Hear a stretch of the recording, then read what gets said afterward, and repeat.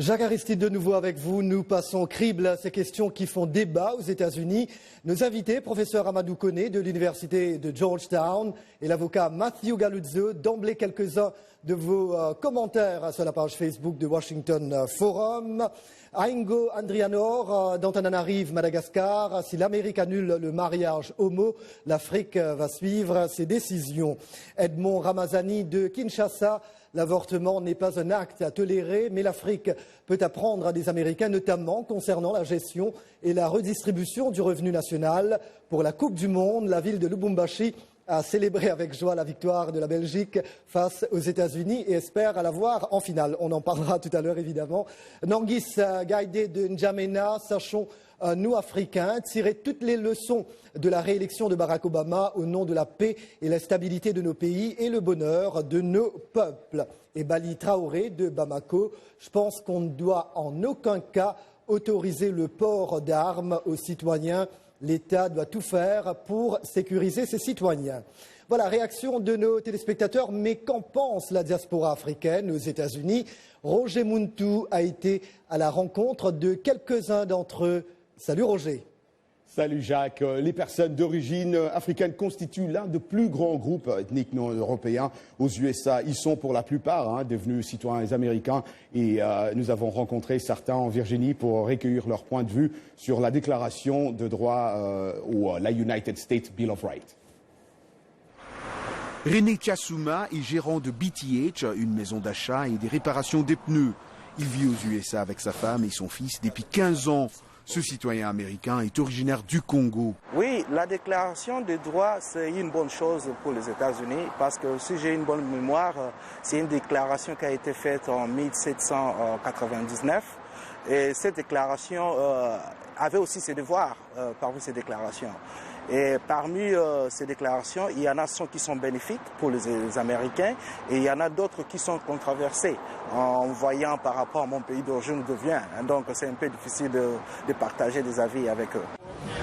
Pour ces Africains qui contribuent à l'économie de leur pays d'accueil, la liberté aux USA est un peu exagérée par rapport à leur pays d'origine.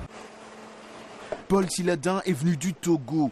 Il est marié et père de 4 enfants. Ce citoyen américain est directeur du marketing d'une grande maison de vente d'alcool. Je crois que vraiment, comme tu l'as dit, il y a vraiment trop de liberté. Il y a les citoyens qui amènent ça un peu plus loin. C'est mon avis. René, lui aussi, est d'accord. Effectivement, aux États-Unis, c'est un pays de freedom. Il y a plein de libertés ici, mais une liberté qui est régularisée. Mais que pense-t-il des droits des homosexuels? Je défends la valeur de la famille. Les enfants sont issus d'un père et d'une mère. C'est à eux qu'il faut penser. Ils doivent pas être les victimes des adultes. Même s'il y a de l'amour derrière le gay, mais moi, il y a une motivation religieuse. Le deuxième amendement à la Constitution des États-Unis d'Amérique garantit pour tout citoyen américain le droit de porter des armes. Pour les parents, ce n'est pas chose facile.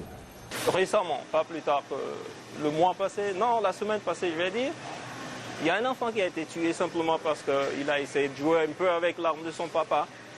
Je ne peux pas mettre ça à côté de mes enfants, ils ne savent pas ce que c'est. Même s'ils le savent, l'enfant ne sait pas faire le jugement et il peut l'utiliser à tort et à travers. Donc je ne suis vraiment pas pour le port d'armes. Ouais. Il y a une partie qui est bénéfique et une partie qui est contre aussi. Par exemple, ici, il y a plusieurs bénéfices à la légalisation de port d'armes. Premièrement, dissuade les criminels, les cambrioleurs, à moins enclins à voler dans des maisons, de peur de se faire tuer. Les armes à feu est également équilibrées, équilibre le rapport de force entre agresseurs et victimes. Et c'est là où vous verrez que si vous avez une arme chez vous à la maison, un voleur ne viendra pas vous frapper à la porte. Ce sera ça. Et Jacques, je dois ajouter que pour ces citoyens américains d'origine africaine, tout le monde doit jouir de la liberté d'expression, pas seulement ici aux États-Unis, mais aussi ailleurs sur la planète, comme en Afrique notamment. Jacques. Merci bien Roger. Oui, la liberté d'expression, mais il y a également le mariage homosexuel qui est reconnu dans 19 États sur 50, en plus de Washington DC. Le Parti républicain prône un amendement à la Constitution qui